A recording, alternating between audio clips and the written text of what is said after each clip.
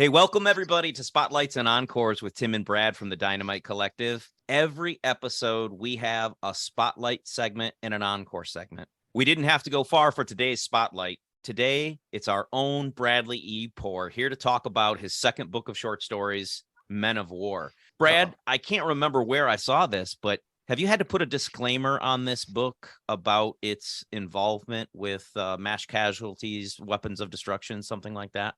Not yet. It's been recommended and suggested, but I've taken no action as of yet. As I have worked on the sales and marketing aspect of selling the Men of War book, I've gotten pushback on ads that we've tried to take out to say no, we don't do ads for war. Hey, we talked about the first book at some length on a previous episode, and I want to tell you a little bit about my experience of reading your second book, Men of War. I enjoyed the first time I read through, really loved it, but I went back and read it a second time, and I have to say that and I hated it the second time. No, and at second reading, I think I was able to take just a deeper dive and more critical evaluation. And this is my feedback. You have notes. It's much stronger than the first book. I just have to say it's much stronger than the first book. No complaints about the first, but the depth, the complexity, some of the story sizes, I don't know if it just happened to be that way, were much longer. A little bit about, what some of my favorites are. Before we get into that, what more can you say about the experience of writing the second book compared to the first? Well, I think I've mentioned a little in the past that, essentially this book really grew out of one particular story that didn't fit in the first book. I couldn't finish it. I really struggled with it. It was a story from my childhood where my brother had shot me in the eye with a pellet gun, and I could not get it in the first book. I just couldn't. I wrote it and rewrote it, and it just wasn't right. And so while I was sort of working with an illustrator on the children's book, as you know, I had this time, and I sat down and decided I would want to try to finish this story about, being shot in the eye.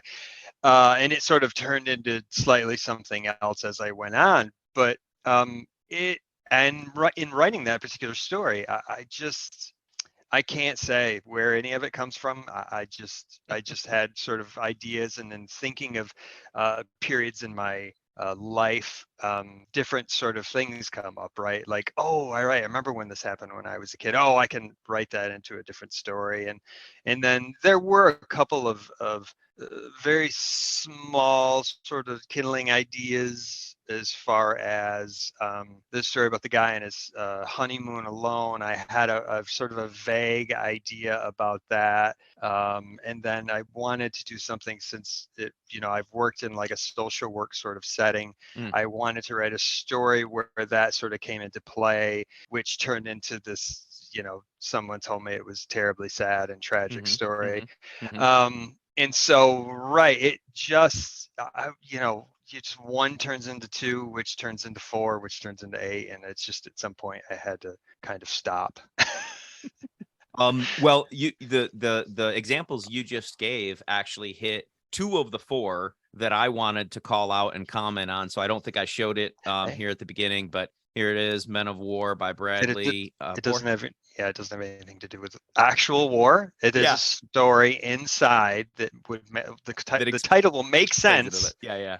Explains it a little bit. Read the story. But yeah, the solo adventure, one of my favorites. The My Friend Dustin, absolutely one of my favorites. Those are two that you've already mentioned. So let me ask a little bit about a couple of other ones.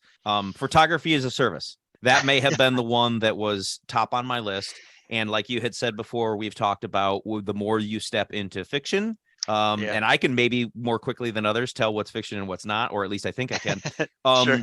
What I'm so impressed with, and it reminded me a little bit of the turning the Dyson vacuum into the rocket ship, was the detail of steps. And it wasn't to the point of being, I was never bored, or it was never overwhelming that there were steps and that there was, bits along the way of like being a professional photographer. But that was really impressive to me and really engaged me. Did you have to do a lot of research for that part? Have you been a professional photographer that I didn't know about? No.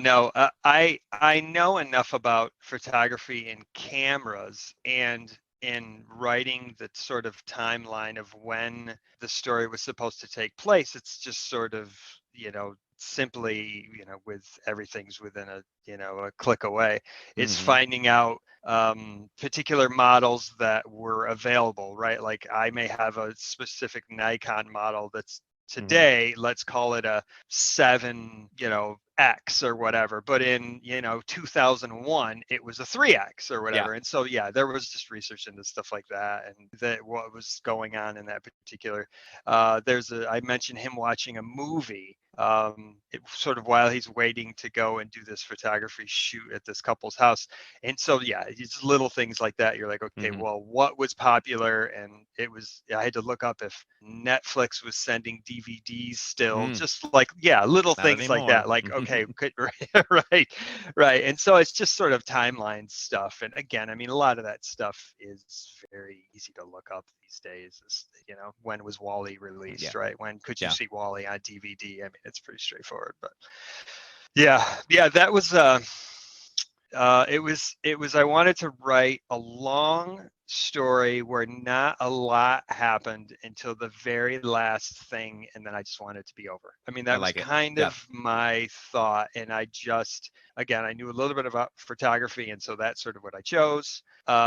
And then I didn't really decide on the very end, which I won't, I suppose, mention Yeah. Don't blow it. Don't blow it. until I was probably 3/4 of the way through, and I was trying to decide what was the weird payoff at the Mhm. end, and Mhm. I finally decided, like, 3/4 of the way through, okay, seems like a crazy enough idea, and I'll give it that. But it was just simply to write a story that didn't have a lot of movement one way or another, and then had a weird payoff at the end, and then it was just over, Yeah.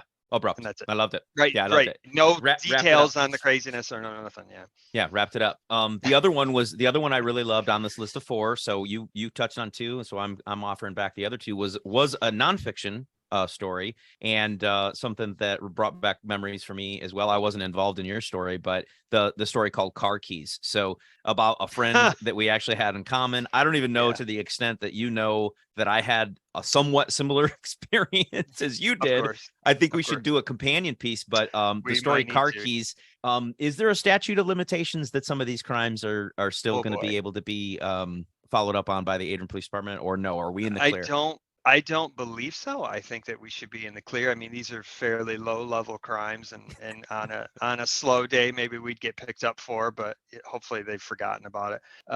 Yeah, that is very true. I don't think there's any sort of fiction involved in that story at all. Yeah, that's a very true and a very strange part of my teenage years, that guy was stealing automobiles, and I mean, it was his job. Very Of course he sophisticated was. joyriding. Yeah, I mean, it's like It takes joyriding was. to a whole new level. Yeah, Yes, only just to, I have no idea, just to stick it to the man. I don't know this person's motivation of yeah, why he would wanted to do these things, but he did them yeah, often. yeah. Well, Yeah, hey, Brad, thanks so much for talking more about Men of War. sure. Remember, folks, you can find it on the dynamitecollective.com, barnesandnoble.com, target.com, and most other online retailers. That's it for the Spotlight. Stay tuned. We'll be right back with an encore.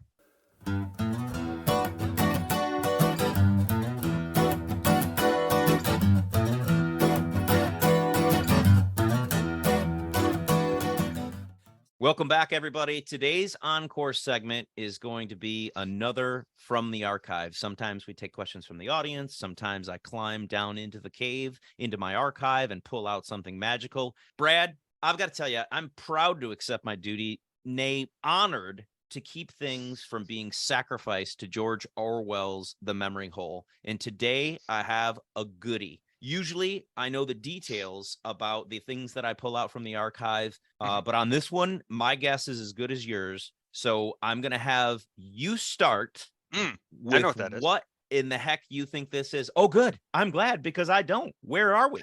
No, I absolutely know what this is. This was Battle of the Bands.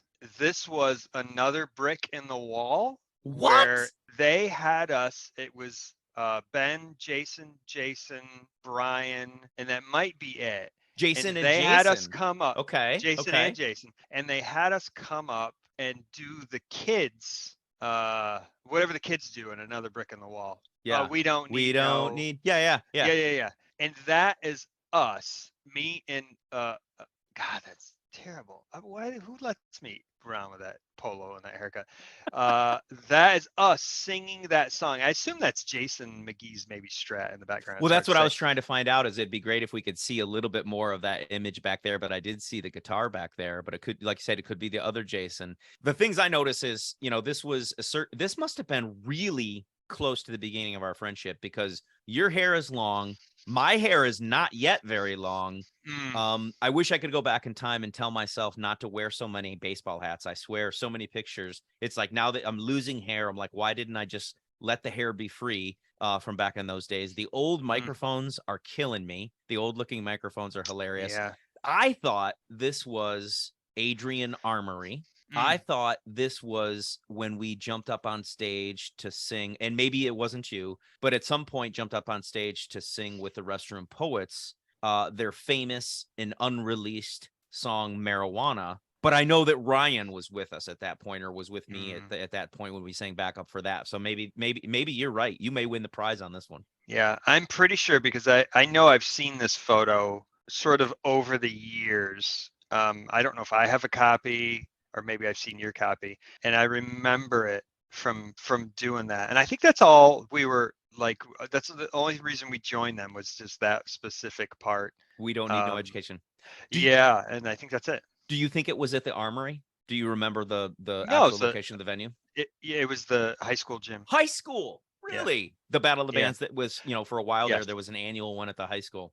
Ben had those electric drums. Don't you remember Ben had those electric drums, the electric drum pad thing he set up, and he was triggers? Yeah, and he was trying to trigger like the songs. It's the same one. Hey, we're gonna have to have some of these guys on the podcast. We got to clear up some of this stuff, and I've got so much more to show. I'm just dripping it out in little bits and pieces. So we'll talk more about other items from the archive on a subsequent show. That's all the time we have here today.